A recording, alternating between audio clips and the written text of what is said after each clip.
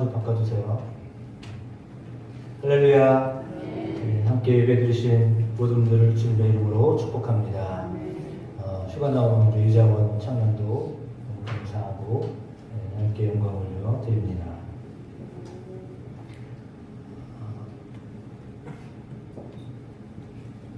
몇 번을 제가 함께 말씀 나눴던 적이 있습니다. 첫 목회지였던 그 원대교회에서 연합 수련회를 한 적이 있습니다. 저희 교회에서 했기 때문에 그 지역을 제일 잘하는 사람이라고 생각해가지고 저한테 담력 훈련에 코스를 정하라고 하셨어요. 주변에 어디를 잘 가지도 않는 사람인데 담력 코스를 잡으라고 그러니까 안 그래도 바쁜데다가 또 그걸 해야 되겠어요. 그래가지고 그 시간 직전에 랜턴을 들고서 차를 끌고 산으로 올라갔습니다. 저희 교회는 산에 거의 뭐 정상 비슷하게 있었거든요. 뒤에 임도도 있고 다 산입니다. 지금은 유명해진 자작나무 숲이 있는 곳이거든요. 가시면 원대교회가 바로 그 앞에 바로 있습니다. 그래서 답사를 가려고 랜턴을 들고서 나갔습니다. 그 임도가 있기 때문에 임도를 타고서 이렇게 갔는데 도대체 마음에 안 드는 거예요. 여기서는 애들을 놀래킬 수가 없을 것 같아가지고 들어가고 한참을 들어간 것 같습니다. 그러니까 생각에 차를 타고 한 10분을 들어간 것 같습니다. 그러면 차 타고 10분이면 얼마나 깊이 들어갔겠어요. 생각을 못 해가지고 뭐에 흘린 듯이 들어갔어요. 들어갔더니 정말 폐가가 있고요. 그런 장소가 있더라고요. 껌껌해졌습니다. 도로 나오려고 그러는데 차가 바퀴가 빠졌습니다. 그 밑에서는 전도사를 기다릴 텐데 오지는 않죠. 굉장히 걱정과 염려를 했을 거라고 상상을 했습니다. 왜냐하면 이제 프로그램을 이제 알려줘야 되잖아요. 근데 프로그램 맡은 사람은 온데간데 없어졌죠. 프로그램 해야죠. 그래가지고 어떻게 된지는 잘 모르겠습니다. 그래가지고 차가 빠져가지고 자키를 꺼내가지고 자키를 들고 이렇게 세워가지고 좀 나오게 할까 했는데 도대체 제 실력을 가지고서는 그 수렁에서 나올 수가 없는 겁니다. 할 수 없이 랜턴 작은 거 들고서 갔다가 나오는데 랜턴도 켰더니 랜턴이 휘니 해가지고 껌껌해지기 시작하는데 희미하죠. 랜턴을 켰다가 껐다가 차 타고 들어오긴 했는데 여기가 어딘지 정말 황당하더라고요. 그렇게 해가지고 나오는데 말씀드린 것처럼 랜턴을 켰다가 껐다가 정말 다행인 것은 길 따라 들어왔었기 때문에 길 따라 나가면 되겠다 싶어가지고 길을 따라서 나오기 시작했는데 랜턴은 정말로 이제 막 호 불면 꺼질 것 같아요. 그런 상황이 됐습니다. 근데 너무 신기한 것이 반딧불이가 제 앞에 있는 거예요. 한 마리가. 그 반딧불이가 앞에서 계속 저를 인도하는 겁니다. 그래서 아니 반딧불이 인도하면 뭐 여러분 그런 경험이 해보셨나요? 제가 여기 처음에 광덕 여기 처음 왔는데 교회 근처에 반딧불이가 잔뜩 있었어요. 그래가지고 야 강원도 같구나 이런 마음이 들었거든요. 강원도는 거의 비슷한 수준이에요. 그래서 너무 좋다 이런 마음이 들었는데 거기도 역시 반딧불이가 막 때로 온 게 아니라요. 한 마리라고 해야 되나요? 반딧불이가 똥구멍에서 이렇게 반짝 하면서 앞으로 이렇게 저를 인도하는 거예요. 너무 신기한 거예요. 그래가지고 마음에 얼마나 미안이 되는지 그 반딧불 하나가 랜턴을 킨 것도 아니에요. 반딧불 하나가 앞에서 저를 한 5m, 6m 앞에서 계속 저를 인도하는 거예요. 그래서 제 마음에 그런 마음이 들었어요. 하나님이 너무 헤매니까 반딧불을 보내주셨구나. 그 당시에 있는 불을 총동원 하는 것이 반딧불이라고 생각해요. 지금 생각해보니까. 그러니까 있는 불을 다 총동원하셨다는 것이 반딧불이었어요. 그 반딧불로 저를 인도하셨어요. 그래서 길을 따라서 나온 적이 있습니다. 반딧불이 뭐가 힘이 있겠어요. 근데요, 그 반딧불이 저를 인도하니까요, 마음에 위안이 되는 거예요. 마음에 위안이 돼요. 그 반딧불이 뭐라고? 저를 환하게 밝힌 것도 아니에요. 근데 나와 함께 한다는 것 때문에 위안이 되는 거예요. 여러분, 하나님은 함께 하시는 분이십니다. 하나님은 우리와 함께 하시는 분이십니다. 하나님이 어떻게 함께 하시느냐 하면 말씀으로 함께 하시는 분이십니다. 그럼 말씀으로 함께 하시는 하나님을 경험하는 은혜가 있게 되기를 축복합니다. 근데 그 하나님의 말씀이 오늘 성경에 105절에는 이렇게 기록하고 있죠.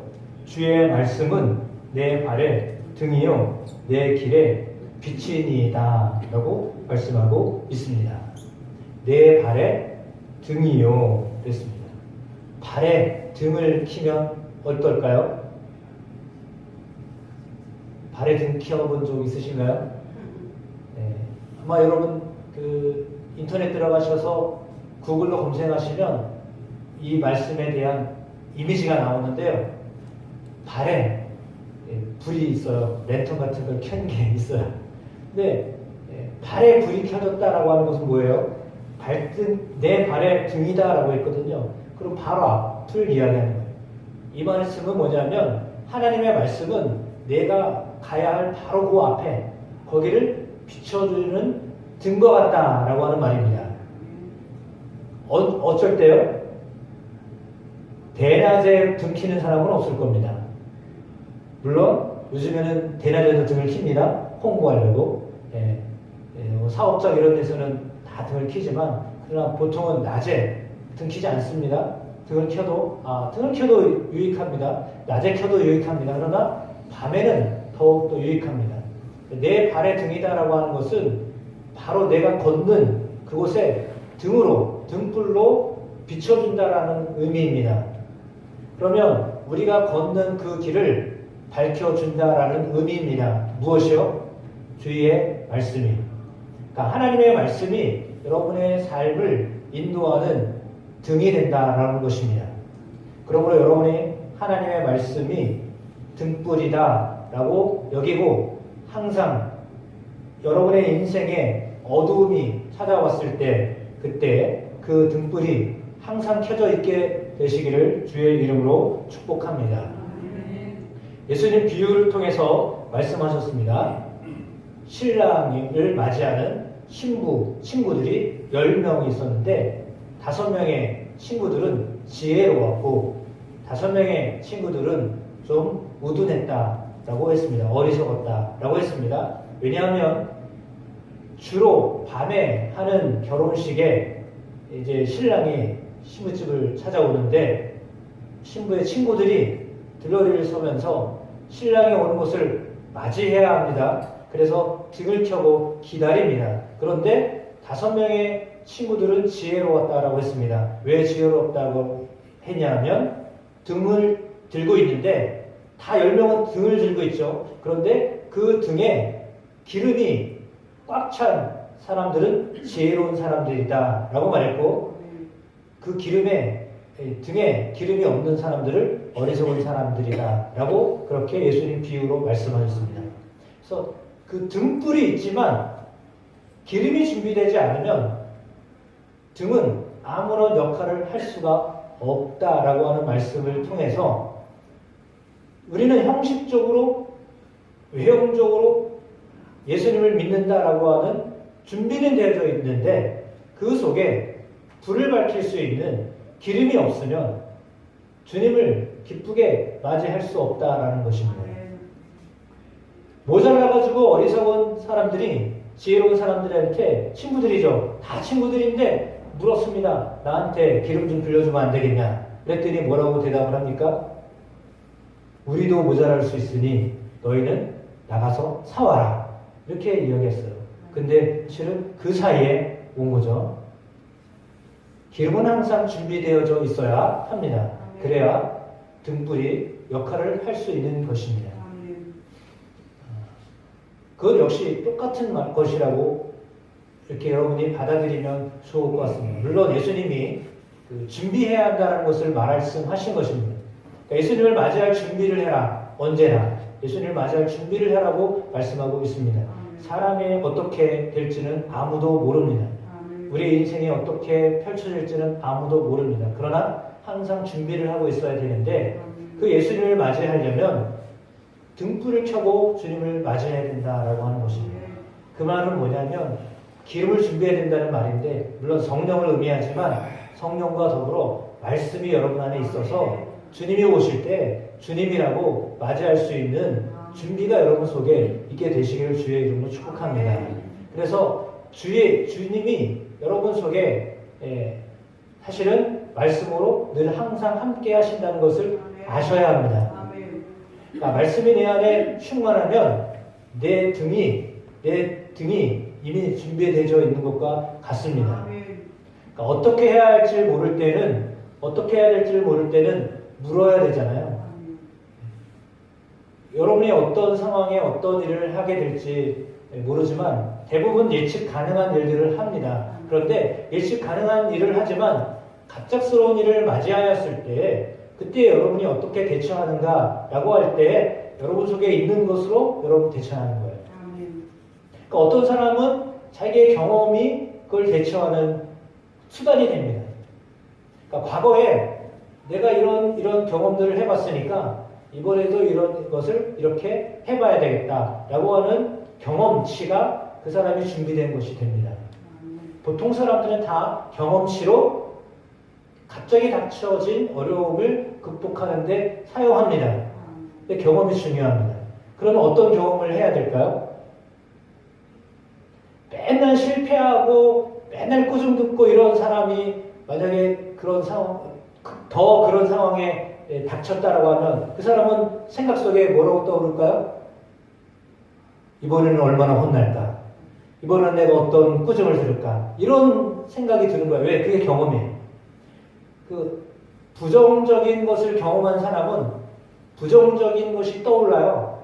그래서 이번에도 이것이 나에게 별로 좋지 않은 일이겠구나. 이렇게 부정적으로 판단을 하게 돼요. 어려운 일을 당하면 그렇게 돼요. 그러나 하나님이 우리에게 주시는 것은 저는 이렇게 믿습니다. 나쁜 것도 없다.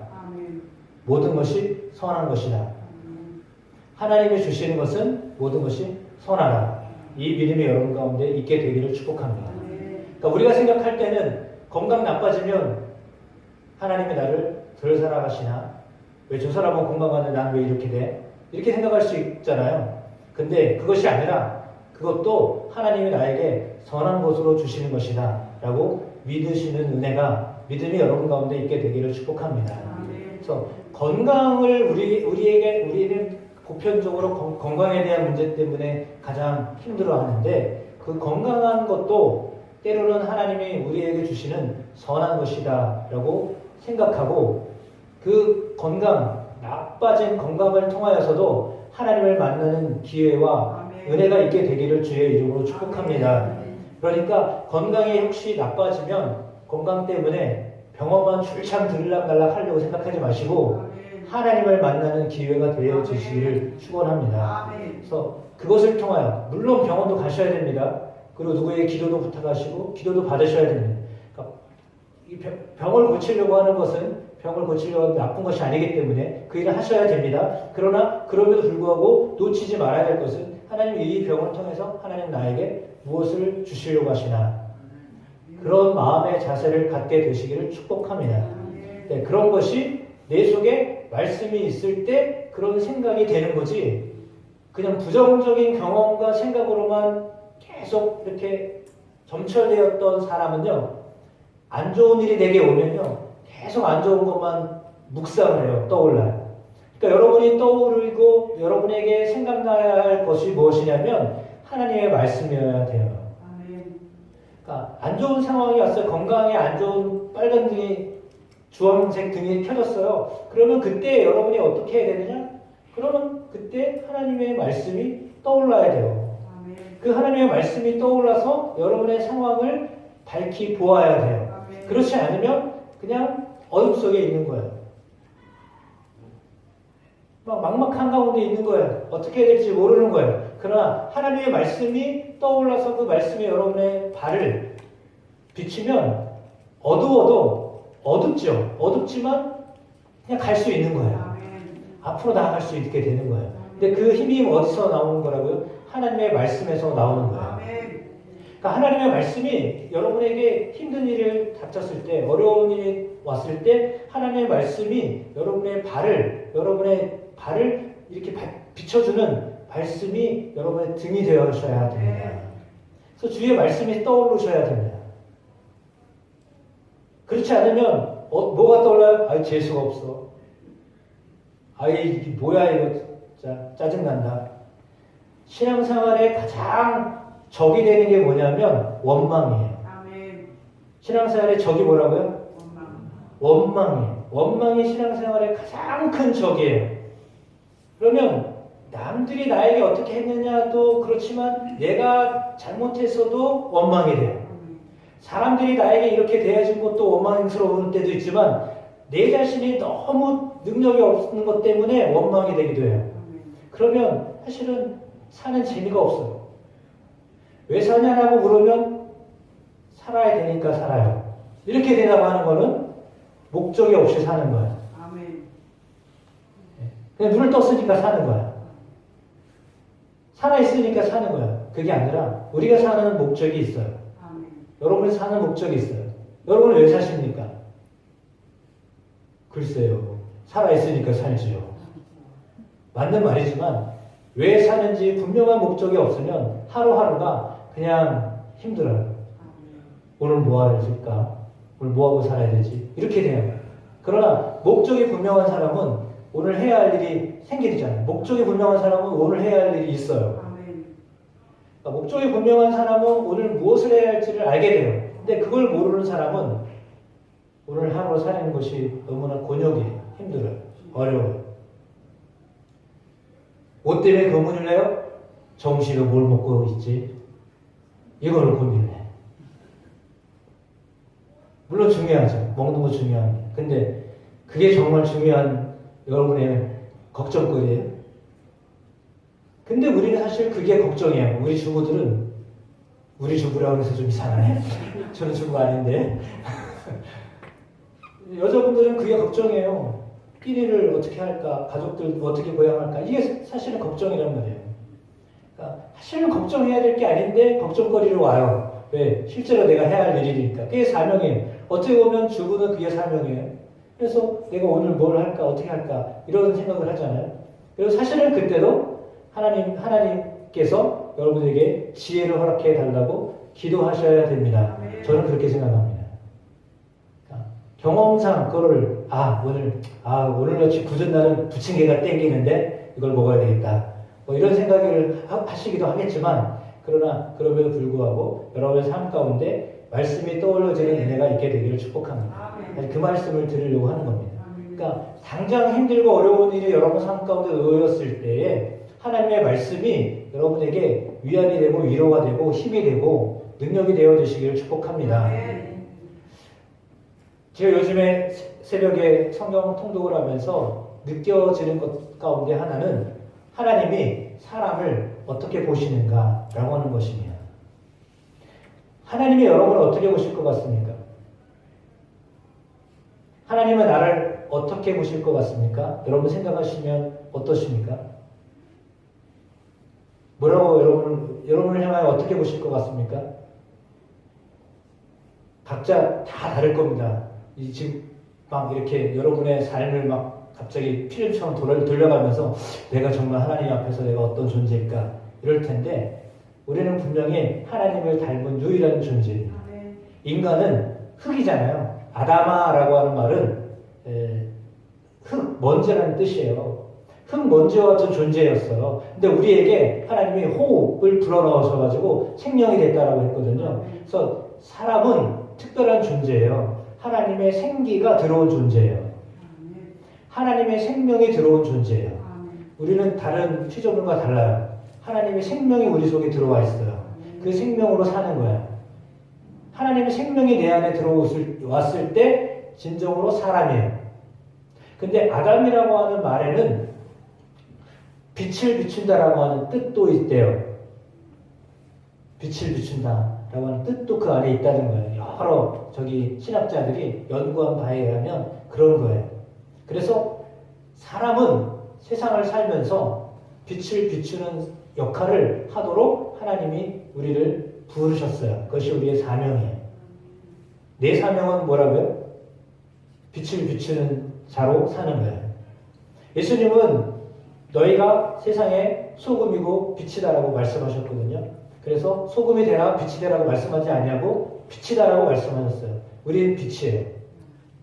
제가 서두에 말씀드린 것처럼 원대교에서 헤맬 때 반딧불 하나가 저를 인도했어요.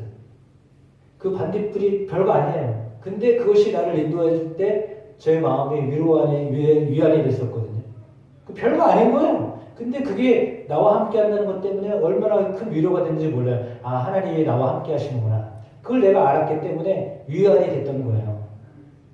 그러니까 하나님의 말씀이 여러분 속에서 떠올라서 여러분의 삶을 인도하면 그 하나님의 말씀은 여러분을 향하여 뭐라고 말하냐면 예수님이 세례를 받으시고 난 다음에 올라오셨을 때 하셨던 그 말씀 동일합니다. 이는 내가 사랑하는 이요. 내가 사랑하는 이요. 내가 기뻐하는 자다. 하나님이 여러분을 향하여 하시는 말씀은 그 말씀이에요. 우리 옆에 분한테 한번 이렇게 고백하셨으면 좋겠습니다. 당신은 하나님이 사랑하는 자녀입니다. 하나님이 기뻐하는 사람입니다.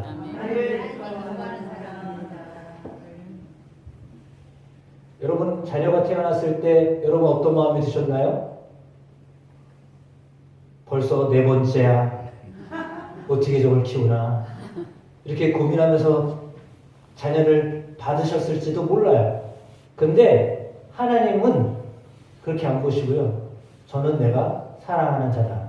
내가 기뻐하는 자다. 하나님은 그렇게 보시는 거예요. 왜요? 하나님의 형상을 닮았기 때문입니다. 우리는 하나님의 형상을 닮은 존재입니다. 우리는 유일하게 하나님의 형상을 닮은 존재입니다.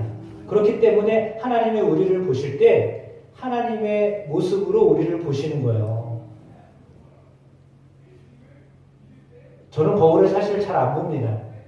네, 거울을 잘 안 보는데 거울을 자주 보시는 분은 어떻게 생각하시나요?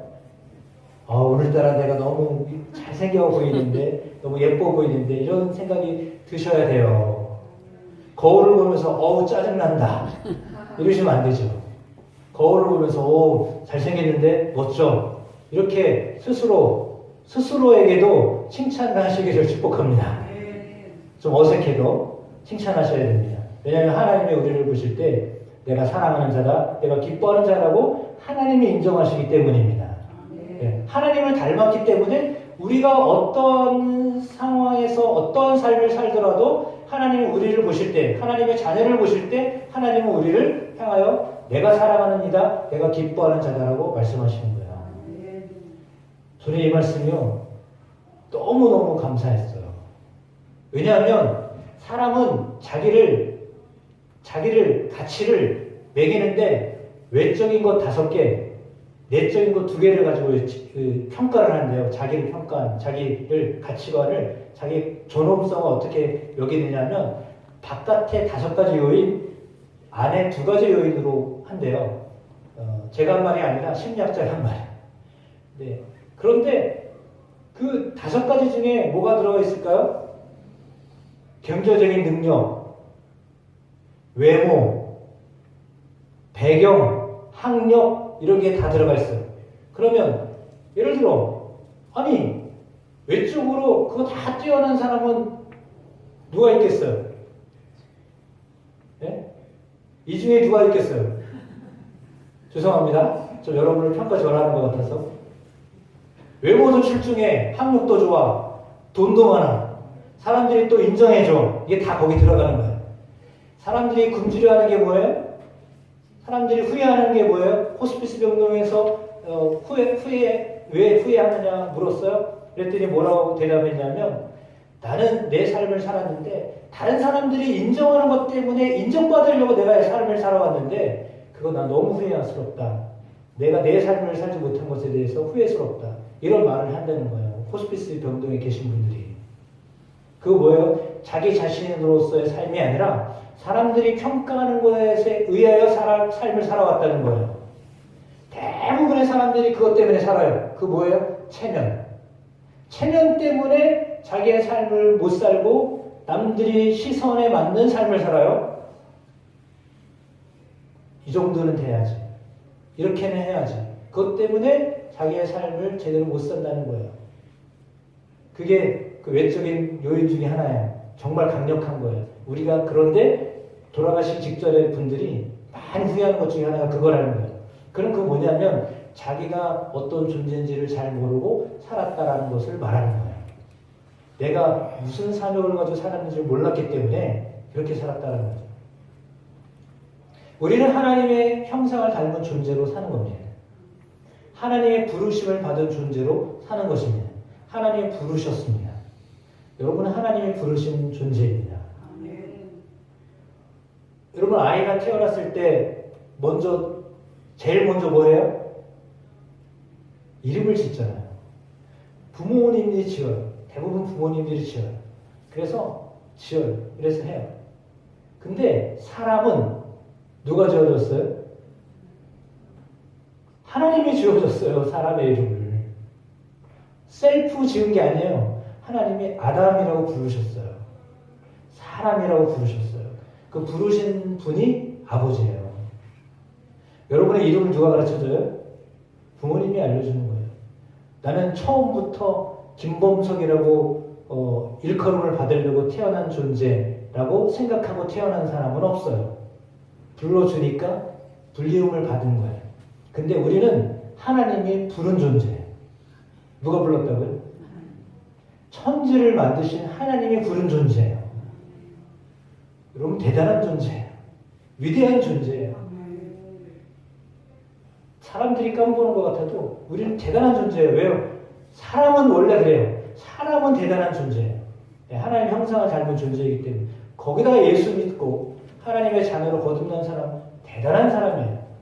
그의 실력, 그의 어떤 성취감 이것과 관계없어요. 돈이 있느냐 없느냐 어떤 것을 했냐 안 했냐 이것과 전혀 관계없이 하나님의 자녀라는 것 자체로 귀한 거예요. 여러분의 자녀가 여러분에게 어떤 일을 했느냐 이거로 중요하지 않고요. 여러분의 자녀라는 것 하나로 중요한 그냥 존귀한 존재예요. 우리는 하나님 앞에 그런 존재예요. 그냥 존귀한 존재예요. 하나님 기뻐하시고 사랑하는 존재예요. 그 마음을 가지고 살아가시면 내가 어떤 상황에 어떤 형편에 어떤 어둠 속에 있어도 환경이 어떠하여도 그것 때문에 좌절하지 않으셔도 돼요. 왜냐하면 나는 내 존재로 사는 거예요. 내 존재감으로 사는 거예요. 나는 하나님의 자녀로 사는 거예요. 그렇게 살면 돼요. 근데 예수님이 빛으로 오셨고 빛의 자녀라고 우리를 부르셨거든요. 그래서 여러분의 안에 하나님의 말씀이 여러분의 삶에 그 바로 앞의 일들을 비추실 뿐만 아니라 오늘 내 길에 빛이다라고 말씀하셨습니다. 우리의 길을 환하게 비춰주는 그 빛이 하나님의 말씀이거든요. 여러분의 인생을 비춰주는 그 말씀으로 인도함을 받는 여러분이 되어주시길 주의 이름으로 축복합니다. 그러면 하나님은 여러분의 삶을 인도하십니다. 결정을 내려야 할 때 어떻게 결정을 하냐? 하나님의 말씀이 결정을 하게 되는 은혜가 있게 되시기를 축복합니다. 그래서 말씀이 떠오르셔야 됩니다. 무슨 일을 결정할 때 하나님의 말씀에 근거하여서 하시면 하나님의 여러분의 길을 밝게 인도하십니다. 그런 경험들을 하게 되는 저와 여러분의 삶이 되시기를 주님의 이름으로 축원합니다.